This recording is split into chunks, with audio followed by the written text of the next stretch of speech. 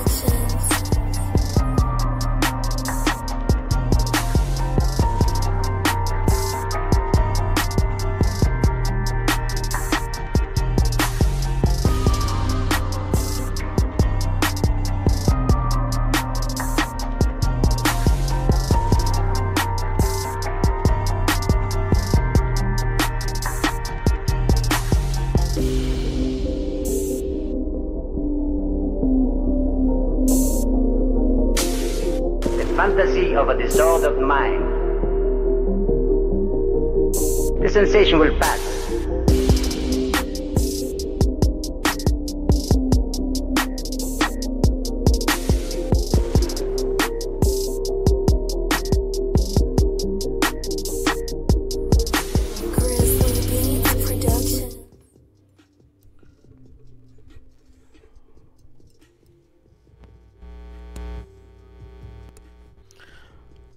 No, it is not just music. We are just about to get started.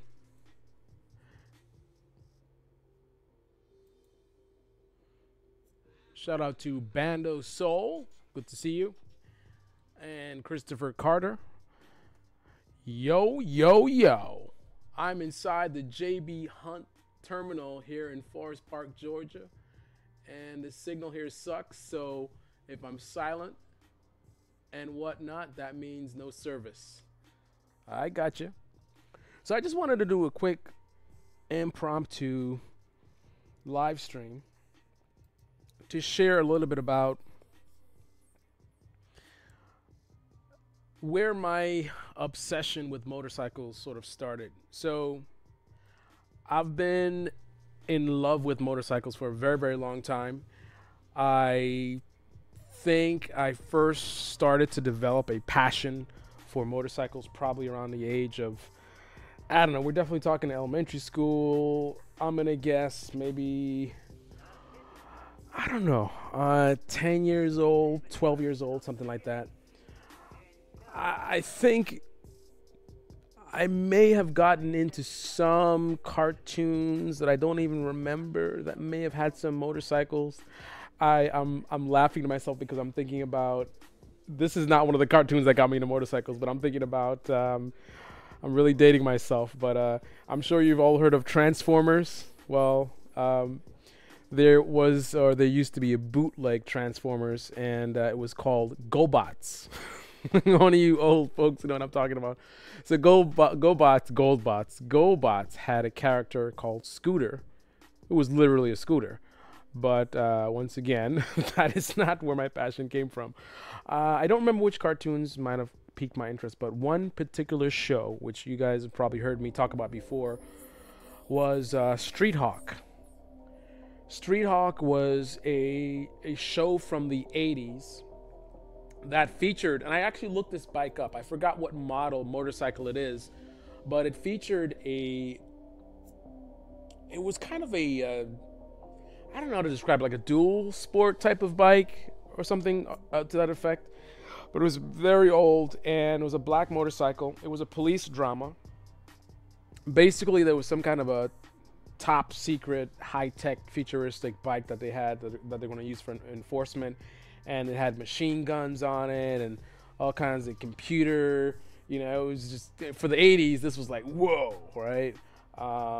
And in addition to that, it was pretty fast.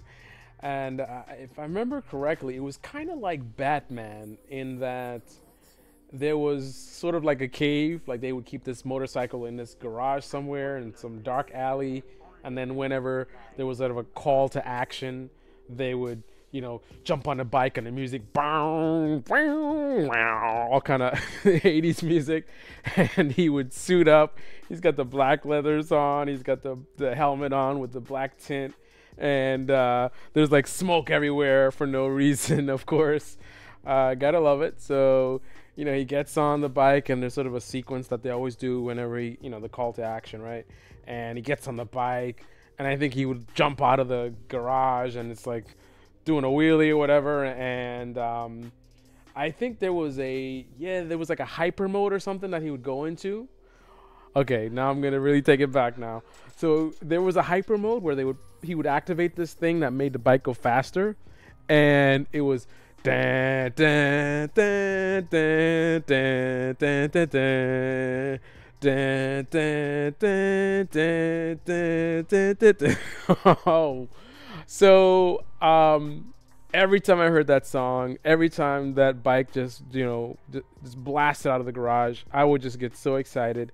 And some of you may know I grew up in the Caribbean, so we grew up a little bit different as kids. And one of my quote unquote toys was an old tire from some abandoned car, and I would push this tire. So I used to live in this area where we had sort of a sloped entrance, like to you'd get off the main road, and then you would kind of go down this kind of a short sort of steep hill, very short, I don't know, maybe 50 feet or so. So I would go up to the top of that hill with a tire, and then I would start pushing that thing down, and I'm running as fast as I can go. And the whole time, you guys know what's going on, right? The whole time, I'm pushing this damn tire. First of all, I got to give you context. This tire is only one of two. I mean, in reality, it's only one tire. But in my mind, it's one of two, right? What am I talking about? It's my motorcycle.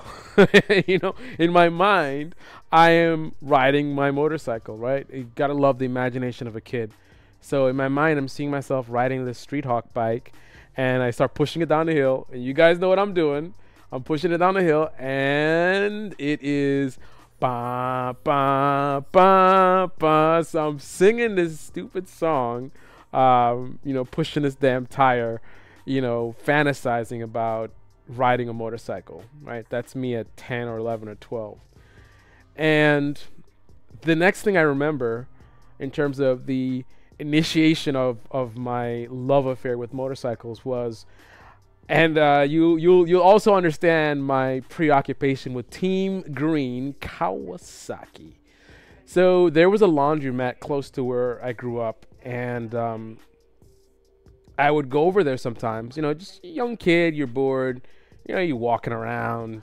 Who knows what you do as kids, man? You're in your head, whatever kind of imagination storyline you got going. But I would go over to this laundromat, and there used to be these Hispanic guys that would be there on these Kawasaki Ninjas.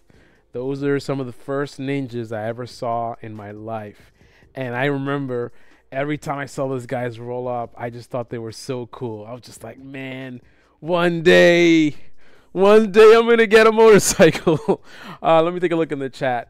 So Christopher Carter, $3 says that bike was a Kawasaki. I don't know. Well, I don't know which bike you're referring to. If you're referring to the bike from the show or the bikes at the laundromat. But yeah, I was just, now I understand as an adult now when I ride bikes, and I understand the when I see kids sort of checking the bike out and stuff like that and coming up and cool bike, I get it. That was me. That was totally me, totally in love with these bikes. And, anyone riding a bike, you're like a god to me. Look at you. You are so awesome. You're riding a motorcycle. So yeah, so that was the beginning of where I ultimately fell in love with motorcycles and got to the point as an adult where my tagline is I bleed gasoline. Now, obviously, gasoline or gasolina for the Hispanic listeners is not just for bikes. So obviously, I love cars as well. I love boats and jets, but we are talking about motorcycles because this is your Fast Life Motorcycle channel. Yay. So anyway, yeah. So I think that pretty much started it out. And then as I got older, this infatuation with motorcycles just grew stronger and stronger and stronger for years. I'm pretty sure when I was riding my bicycle, I was in my mind riding a motorcycle. And interesting thing is, as passionate as I was about motorcycles from such a young age, I didn't really get to ride a motorcycle or have a motorcycle until I was well into my 20s. So unlike some other people who started riding as kids, I never rode a motorcycle or a motorcycle until I was in my 20s. So I just had this passion just festering and festering until one day I finally decided it was time. And I bought these DVDs about how to learn how to ride motorcycles.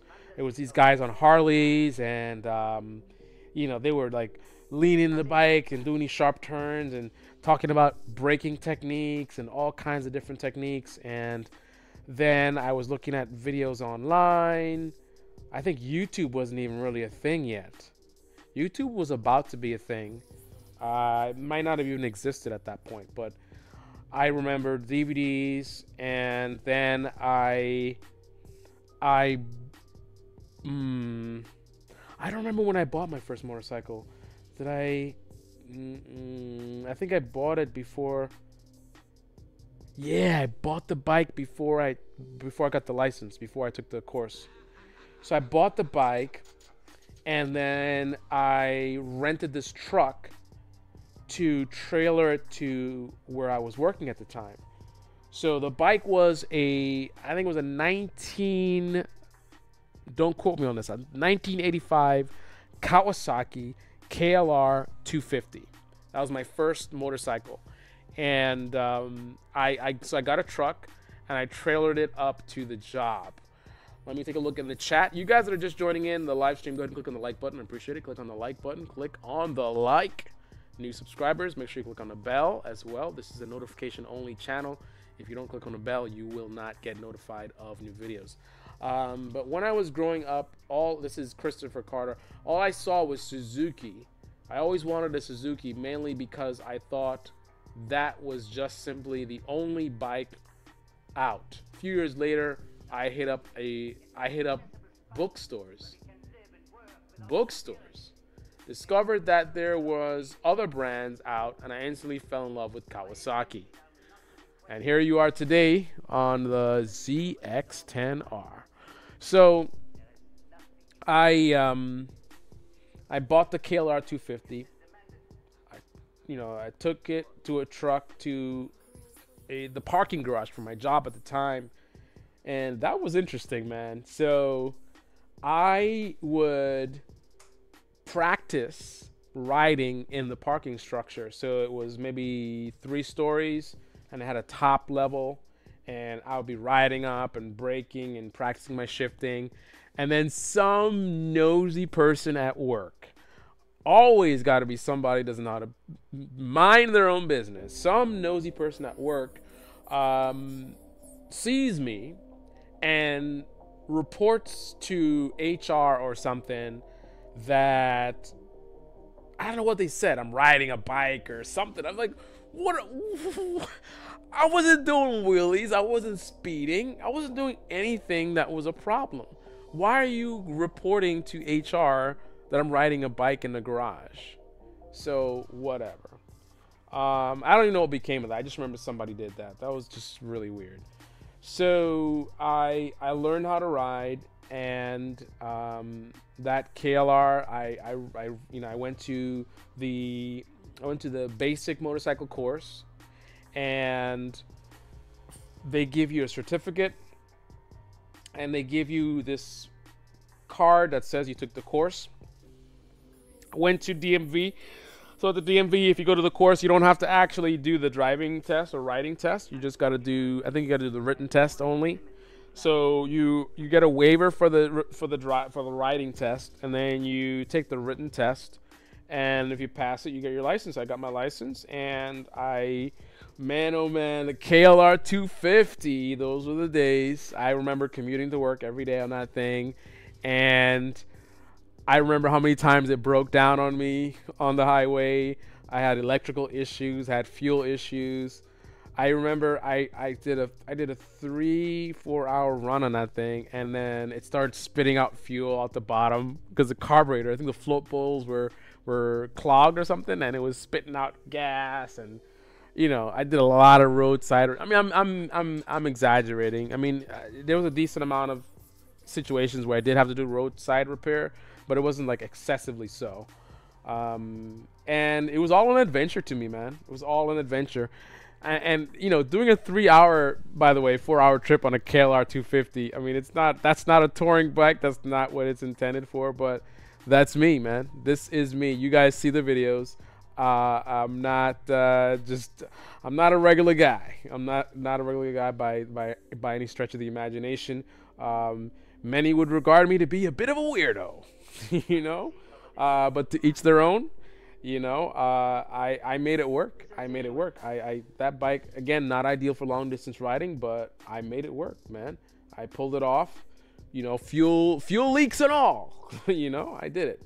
And I did so many things with that bike. I changed the tires. I changed the disc brakes, I believe. I might have changed the clutch on that. I know I definitely did it on the SV. I did carb cleaning on that. So you got to disassemble. You got to separate the carburetor from. I think on one end it's the engine, on the other end it's the something else. I don't remember what's on the back. The exhaust. I don't know. I don't even remember. It's been so long. I'm gonna have to remember pretty soon because I got the Ninja 250 now that I believe needs some carburetor work. So I got to get real familiar real soon. So yeah, I did that, and some other miscellaneous things, some upgrades. I upgraded the brake light with an LED brake light, and yeah, so that's all she wrote. And actually, I had that bike for quite a while, and most people are so quick to jump to a bigger bike. No, man, I was happy. That bike had nice suspension travel, so I could see above traffic. Bad roads didn't matter. I was ready to go to Afghanistan or something with that thing. And there is a military version of that bike, by the way. Yes, I was good. I loved it. Nice pickup. It's lightweight.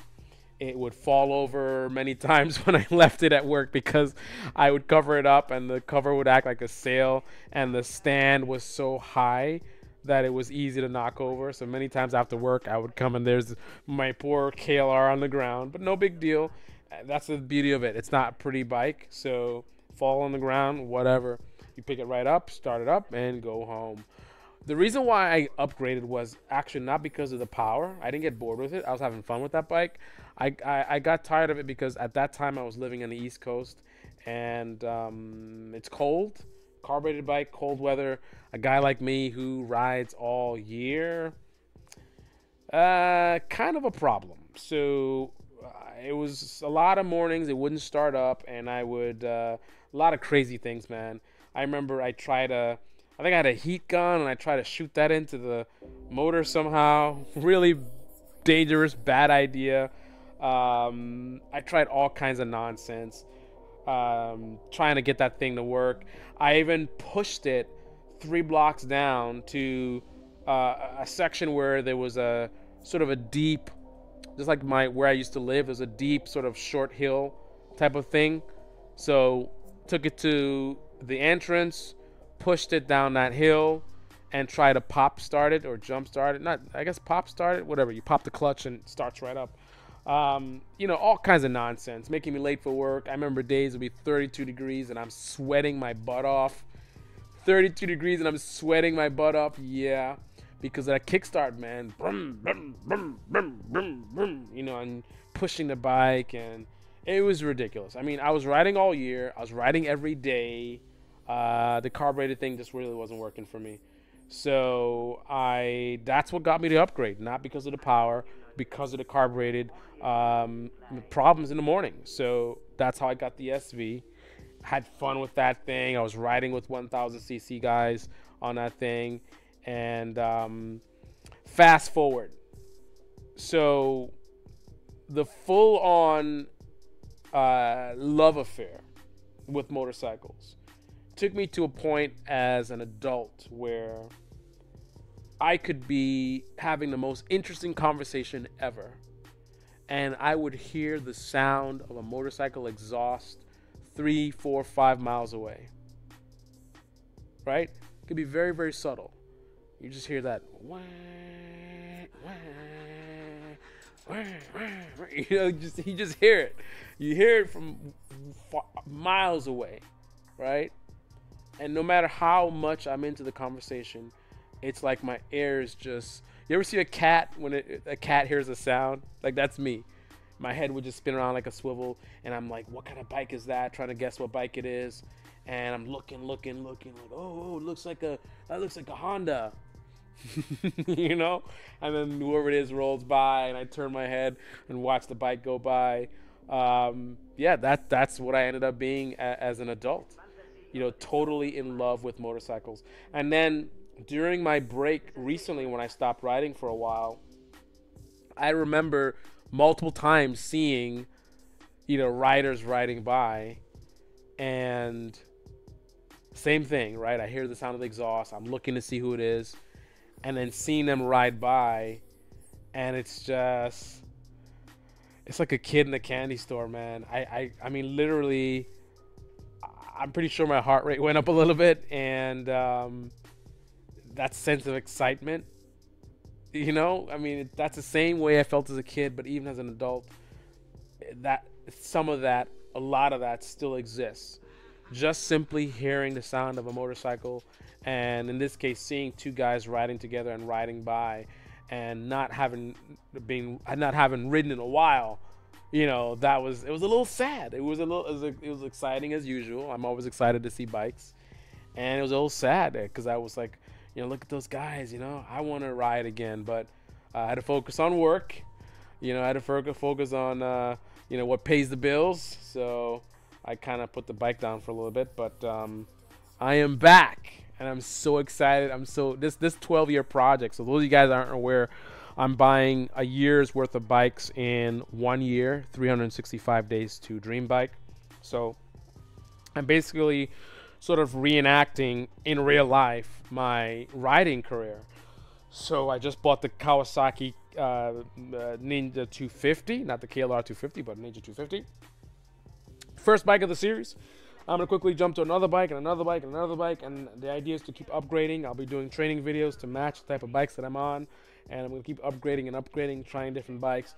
And all throughout the journey, I'm going to be thinking long and hard about what a dream bike is to me.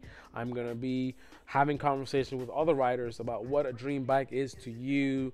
And 2019 summer, I'm going to be buying what I consider to be a dream bike. It may not be the only dream bike, right? You can have more than one dream bike, but it's definitely going to be a dream bike. It's definitely going to be awesome, exciting, exhilarating. It's definitely going to get my heart racing once again. So definitely don't miss out on the journey. Hashtag 365DB19. 365 days to Dream Bike 2019. Hashtag 365DB19 on your Fast Life Motorcycle channel. So really, really excited about that. New subscribers, click on the bell after you subscribe.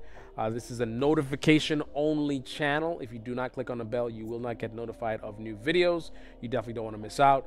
I have a lot of awesome stuff planned out. I cannot tell you everything that's planned out, but trust me, if you've seen the craziness I've done before, you ain't seen nothing yet. You have not seen anything yet. This is your Fast Life Motorcycle channel, the most awesome motorcycle channel in the universe. Yay! All right, guys, thanks for watching. Don't forget to click on the like button and comment below. Tell me about how you fell in love with motorcycles. What was your first motorcycle? What was your first? What was your first motorcycle? And at what point in time do you believe was the moment in your life that you fell in love with motorcycles? Thanks for watching. And until the next episode, ride safe, shiny side up, and shout out to Christopher Carter, Fast and Fearless, Bando Soul, and every single one of you guys. Really appreciate the support, and hope to see you soon. This is your Fast Life.